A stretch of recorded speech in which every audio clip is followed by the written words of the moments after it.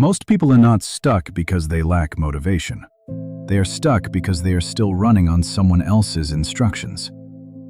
Think about the last decision you made. Not a big one, just an ordinary one. The way you spoke in that meeting before anyone had a chance to disagree. The sentence you rewrote 3 times until it sounded smaller, safer, less like you. The moment you knew what you wanted to say and said something else instead. You probably called it being careful, or being humble, or just reading the room. But here is a question most self-improvement content never asks. What if the version of you making those choices, the one pulling back, smoothing the edges, shrinking the sentence, is not actually you right now? What if it is an older version, one built in a different time, for a different set of circumstances, doing the best it could with what it had? Philosopher Derek Parfit spent decades arguing that we are not one fixed self moving through time. We are a sequence of selves, each shaped by a different context, each running a different set of rules. The self that learned to stay quiet did so for a reason, but that reason may no longer exist. So why is it still making the call? That is the question this video is built around. There is a version of you that is incredibly good at protecting you. It knows exactly when to go quiet in a room. It knows when to soften a sentence before you say it out loud. It knows almost before you do when something feels like too much to risk. And for a long time, that version of you was right. Here is the part that almost no one asks about. What if that version is still running right now, even though the threats it was built to handle no longer exist? Most of what we call self-improvement assumes something that sounds obvious, but is actually worth questioning. It assumes that the person who held back in that conversation yesterday is the same person reading this today. Same values, Same wiring, same read on what is safe and what is not. That assumption is not quite right. A British philosopher named Derek Parfit spent much of his career at Oxford thinking about exactly this. His work, published in a book called Reasons and Persons in 1984, made an argument that most people find uncomfortable the first time they hear it. We are not one continuous self moving through time, he said. We are a sequence of selves, each one shaped by different conditions, each one operating on different information. The version of you at 10 years old and the version of you today share a body, share memories, share a name. But they are not running the same software. They have different fears, different evidence about what the world will do if you take up space, different conclusions about whether it is safe to be fully seen. Now think about what that actually means. The you at 10 or 13 or 16 was learning quickly, constantly, reading every room for signals about what happened when you spoke too directly, wanted too much, or disagreed with someone who had power over you. And your nervous system took notes, not in words, in reflexes. A 10-year-old who learned that being too loud brought embarrassment does not write that down. They just get quieter. A 16-year-old who learned that having strong opinions made people pull away does not make a conscious decision to doubt herself. She just starts hedging before she finishes her own sentences. Those reflexes were not weaknesses. They were accurate responses to real conditions at the time. The problem is not that they formed. The problem is that conditions change, but the reflexes often do not. This is not philosophy for its own sake. It changes something practical about how you understand the friction you feel inside yourself. When you sit in a meeting with a clear thought and something stops you from saying it, that is not a failure of confidence. That is an older set of instructions running on newer circumstances. When you finish doing something genuinely good, and your first instinct is to find the flaw in it before anyone else does, that is not humility. That is a protection instinct built for a room you are probably not in anymore. The version of you that installed those responses did the best it could. It was working with the information it had, in the environment it was in, trying to keep you from getting hurt in the ways that were available to be hurt then. That version of you deserves some credit, but it should not be the one making all the calls now. Derek Parfit's argument was never meant to dissolve the sense of self. It was meant to make it more honest. You are not one fixed thing that either has courage or does not. You are a sequence of people, and earlier versions of that sequence made decisions that later versions are still carrying. Understanding that does not instantly change the reflexes, but it changes the question.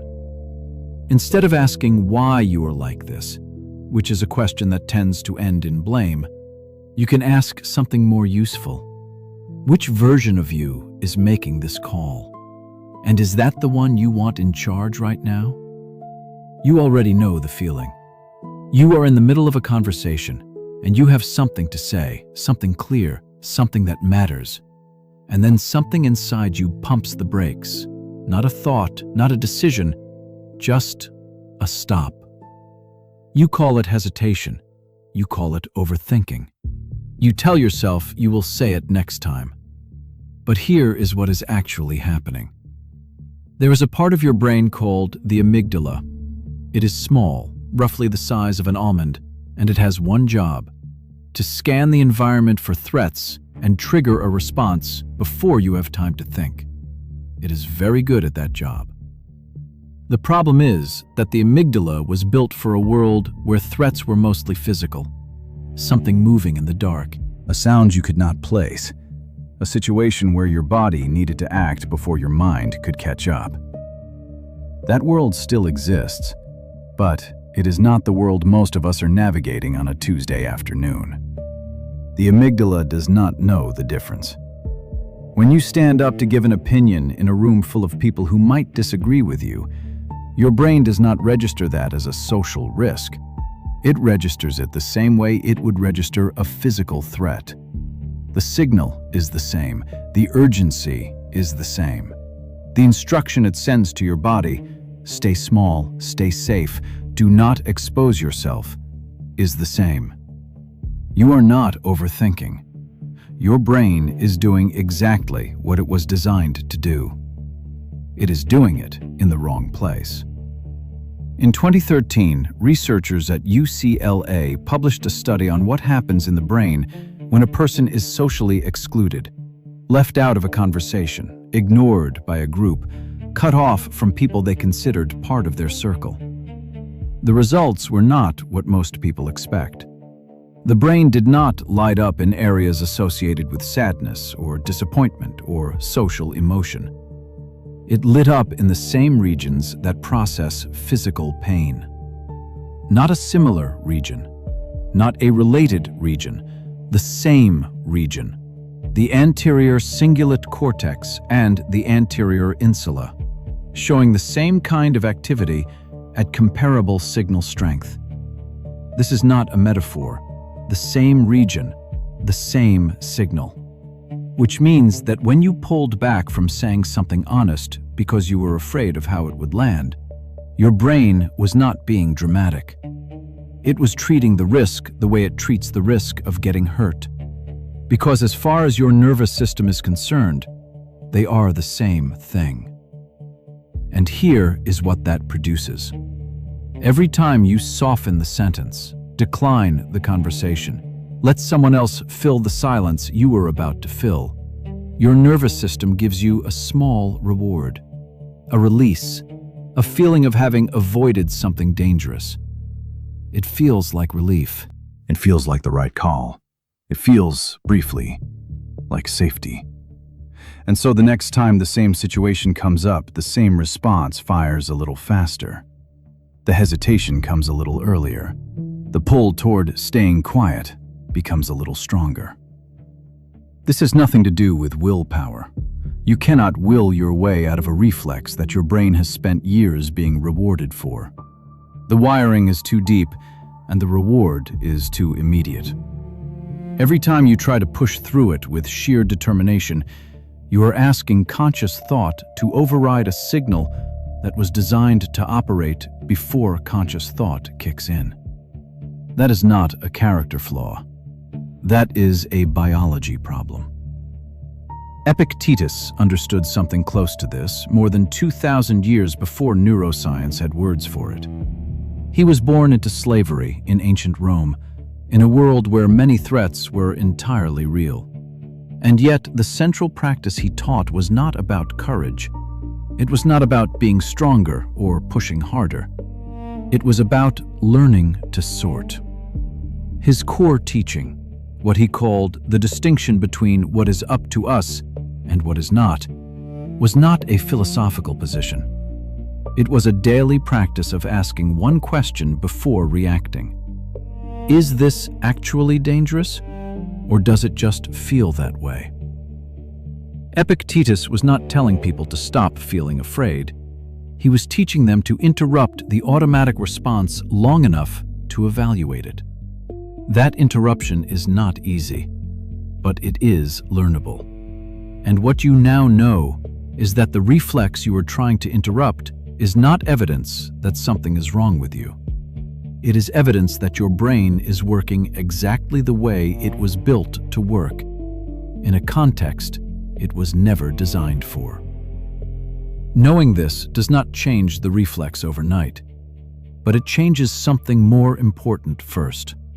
It changes the question you ask yourself in the moment. Because there is still a second force working against you, one that does not come from inside your head at all. Nobody designed this to hold you back. That is the first thing worth saying. Because when you start to notice how much pressure there is to stay predictable, stay manageable, stay inside a certain range, it is easy to read it as something someone is doing to you on purpose. It is not. It is just how groups stay stable. Think about a team meeting where someone speaks up with a genuinely different take. Not aggressive, just honest, just unexpected. Watch what happens in the room. Not what people say, what the air does. There is a small shift, a recalibration. People have to figure out where to put that. And for a moment, the easy flow of the meeting gets complicated. Groups, whether at work, at a family dinner, or among friends you have had for 10 years, do not run on full honesty. They run on predictability, on knowing roughly what each person will say and do and want. That predictability is not a bug. It is what makes the group function without constant negotiation of every small thing. But it does create a quiet pressure, a pull toward the version of you that fits. In the 1950s, a sociologist named Irving Goffman spent years studying how people behave in social settings. Not what they said they believed, but what they actually did when other people were watching. His conclusion, published in a book called The Presentation of Self in Everyday Life in 1959, was that social life is closer to a performance than most people are comfortable admitting. He called it impression management. Not in a cynical way. He was not saying people are fake. He was saying that in every social situation, people are constantly adjusting, reading the room, editing what they show, presenting the version of themselves most likely to be received well. It is not conscious most of the time. It just happens. And it happens because being accepted by the group comes with a very real reward: belonging. The person who is easy to predict causes less friction.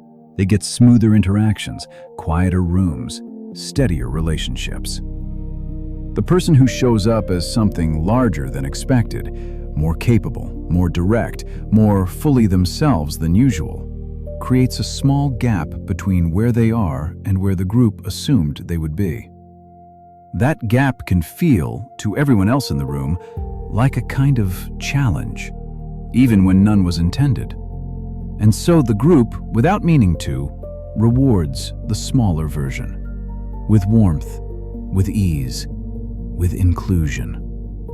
This is why you can understand everything we covered in the last section, the biology, the way your brain processes social risk, and still feel the pull. Still catch yourself making the sentence shorter before you say it. Still finding reasons to wait. It is not a failure of understanding. It is not weak willpower. It is that the pressure is coming from two directions at once. One from inside your nervous system, one from outside in every room you walk into. The sociologist's word for it is gravity. Not as a metaphor, as a description. Social groups exert a kind of pull toward their center of mass, toward the average, toward what is expected. And, like actual gravity, it does not stop pulling just because you decide not to believe in it. You have felt this. The last time you walked into a room with something to say and found yourself saying something smaller instead. That was not just fear. That was gravity.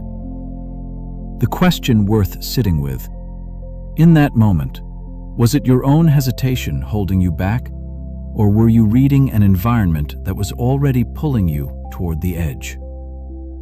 Two forces, one biological, one social, both invisible, both real. And neither one is your fault, but both are yours to understand. There's a question that almost no one in this space asks out loud, because it is uncomfortable, because it seems like it might undo everything.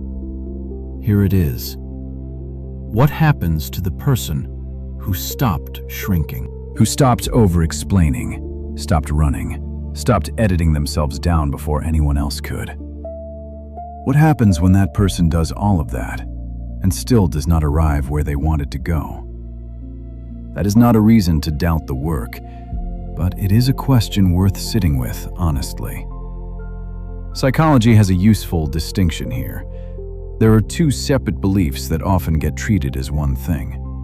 The first is called self-efficacy, your belief in your own ability to take action, that you are capable, that you have something real to offer, that you can do the thing. The second is called outcome expectancy, your belief that the action will actually produce the result, that the environment will respond, that the effort will be met. Most content that tells you to show up fully is really talking about the first one. It is trying to raise your belief in yourself, and that is genuinely important. But it quietly assumes the second. It treats high self-efficacy as if it automatically leads to outcomes. And for a lot of people watching, people who are already capable, already working, already trying, that gap is exactly where the confusion lives. A person who holds back in a job interview is not always doing it because they doubt their abilities. Sometimes they are doing it because past experience has shown them, accurately, that this particular environment does not reward the fuller version. That is not self-sabotage. That is a rational read on a specific situation. Calling it a confidence problem when it is actually an environment problem or a timing problem does not help anyone move forward. Marcus Aurelius understood this at a level that most modern content does not reach. He was not a philosopher writing from a quiet study.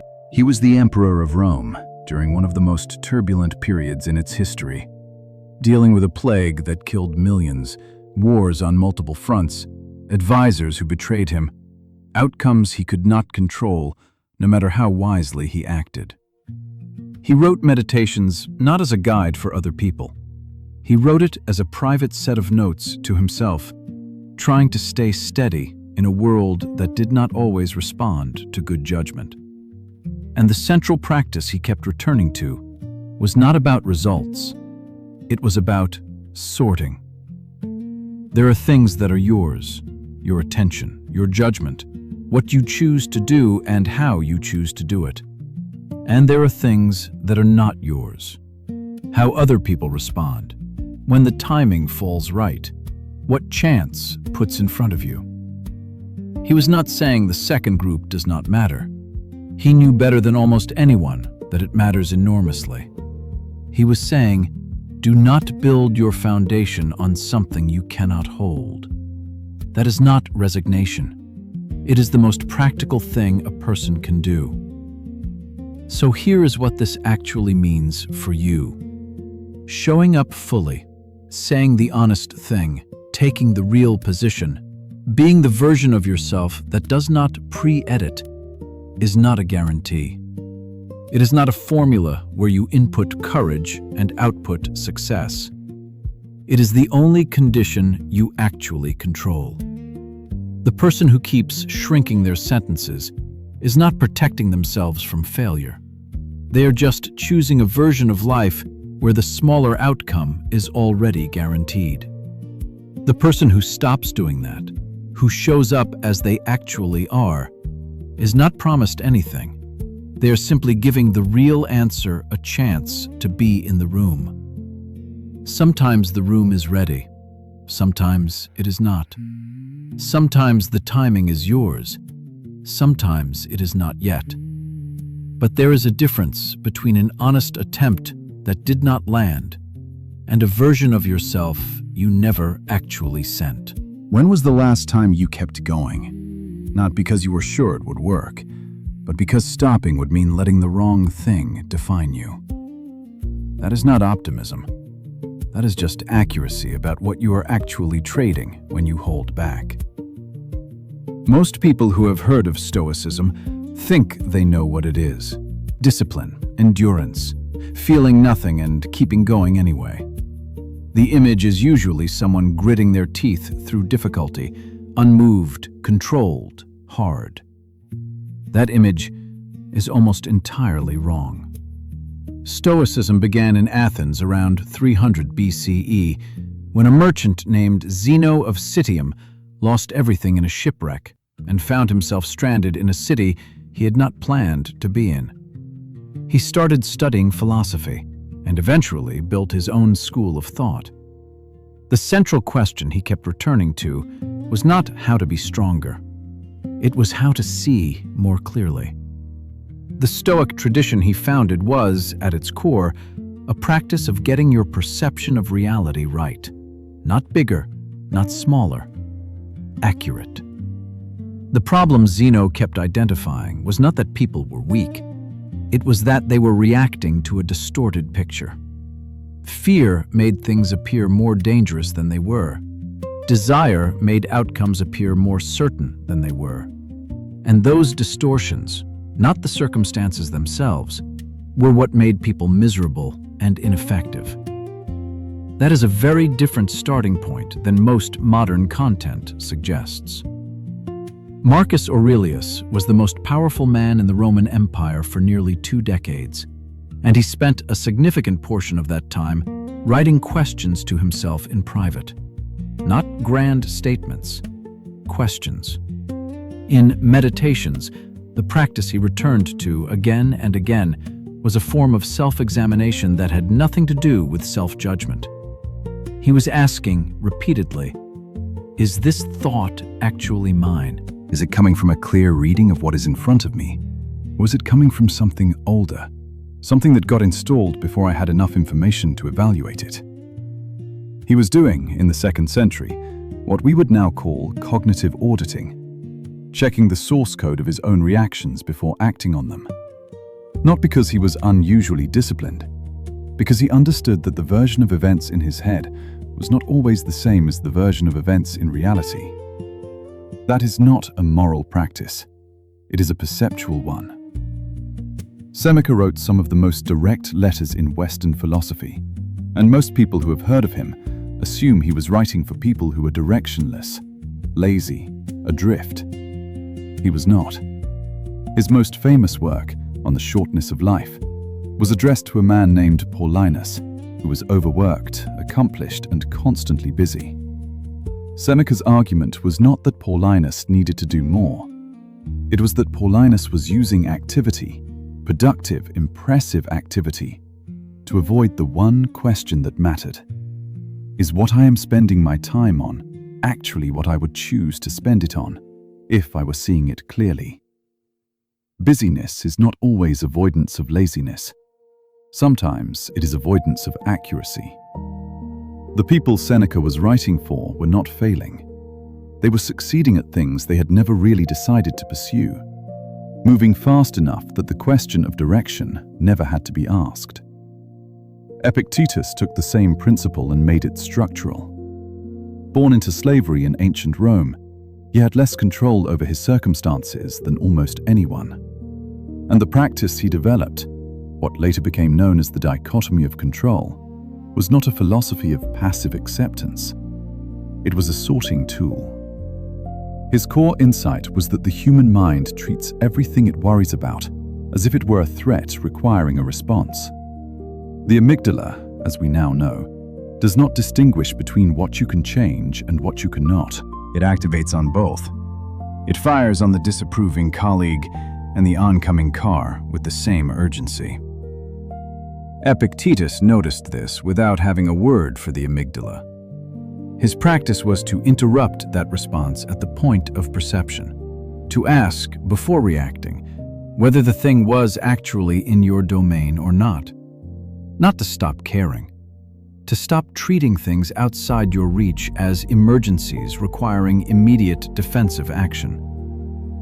That question, is this mine to handle, is not resignation. It is how you stop your nervous system from spending its resources on things it cannot affect. All of this, the older self running instructions built for a different time, the brain that cannot tell social risk from physical danger, the social pull toward being predictable, the gap between your actions and outcomes you cannot guarantee. The Stoics did not have the neuroscience, but they had the practice. And the practice works for the same reason the science explains. Most advice about changing behavior skips the most important part. It tells you what to do differently. It does not tell you why the thing you are already doing is so hard to stop. And because of that, the advice never quite lands. You hear it, it makes sense, and then the next time the moment arrives, you do the same thing you always did. These 3 steps are different, not because they are more motivating, but because they are built around how the change actually happens in the brain, not how we wish it happened. The first step is this. For the next 7 days, do not try to change anything. Just observe. Every time you feel the pull to explain yourself when no one asked, to stay quiet when you have something to say, to soften your answer before a meeting even starts, do not fight it. Just note it down. Something simple. I just wanted to do X in situation Y. That is it. This sounds almost too small to matter. It is not. The brain does not update a reflex the first time you notice it. It needs to see it repeatedly from a slight distance before it can begin to treat it as a choice rather than an automatic response. Right now, the pull happens, and you are already inside it before you realize it is happening. Writing it down, even mentally, creates a tiny gap. That gap is where the update begins. After those 7 days, look at what you have collected. And for each one, ask a more specific question than most people ask. Not, why do I do this? But, what specifically do I think will happen if I do not? The answer cannot be vague. I am afraid it will go badly does not count. You need the actual fear. I am afraid my manager will think I am overstepping. I am afraid they will ask a follow-up question I cannot answer. I am afraid of being the only one who disagreed. This matters because of what we covered earlier. The amygdala does not respond to general threat. It responds to specific signals. A fear with no name stays in the alarm state permanently. It keeps firing because the brain cannot evaluate something it cannot identify. But a fear with a specific name, I'm afraid that person will think I am arrogant, is a fear you can actually look at and ask, is that likely? Is that still true here? Vague fears stay threats. Named fears become questions. The third step is the one that does the actual rewiring. Pick the smallest item from your list, the lowest stakes moment where you held back. And in the next week, do the opposite. Once. Not as a challenge, not to prove something. Just once, to give your nervous system different data than the data it has been collecting. The amygdala learns from experience. It built its current read of the world from what actually happened, or what you were afraid would happen in real situations. When you stay quiet in a meeting, it records, "Staying quiet kept me safe." When you say the thing and nothing terrible follows, it records something different. One instance is not a transformation, But it is the beginning of new evidence, and new evidence is the only thing that actually changes a reflex. Not insight, not motivation, not deciding to be braver. Just a different outcome, experienced once in a real moment. Which of these three feels the most uncomfortable to you right now? That is probably where you start. Everything we have covered comes down to one thing that is simpler than it might seem. Not be stronger. Not believe in yourself more. Those are real, but they are not the starting point. The starting point is this. The version of you that has been making the cautious calls, the quiet retreats, the pre-edited answers, that version was not wrong. It was working with the best information it had, in the conditions it was trained for, doing what it was supposed to do.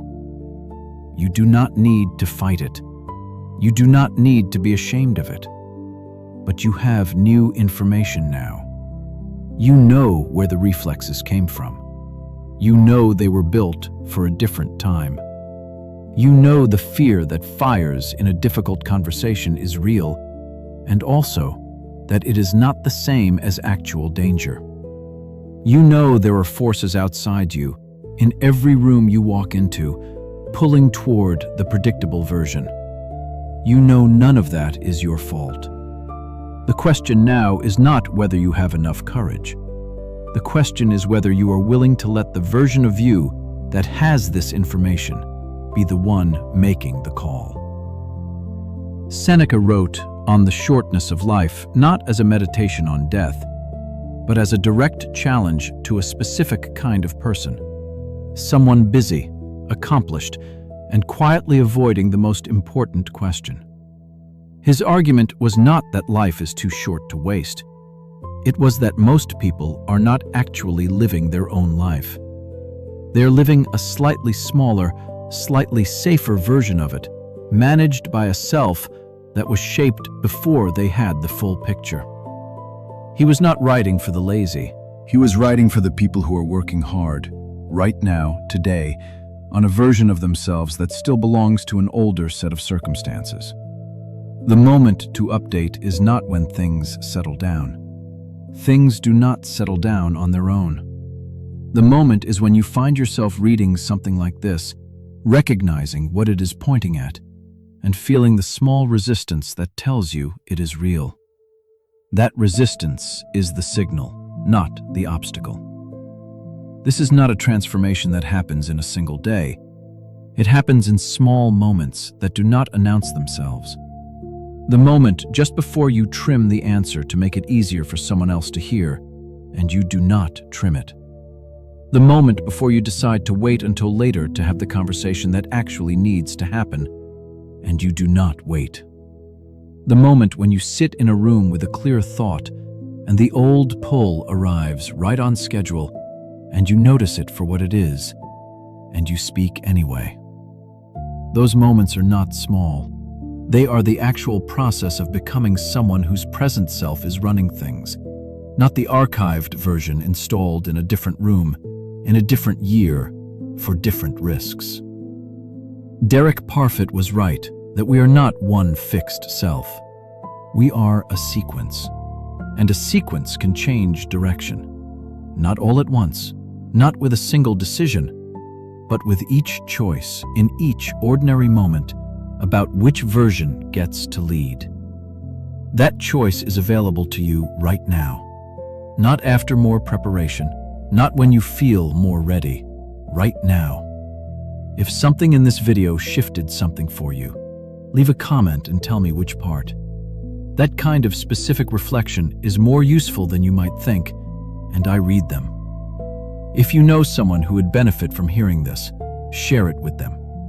And if you want to keep going in this direction, subscribe. We're building something here that takes the long view on what it means to actually change, not just feel like you might.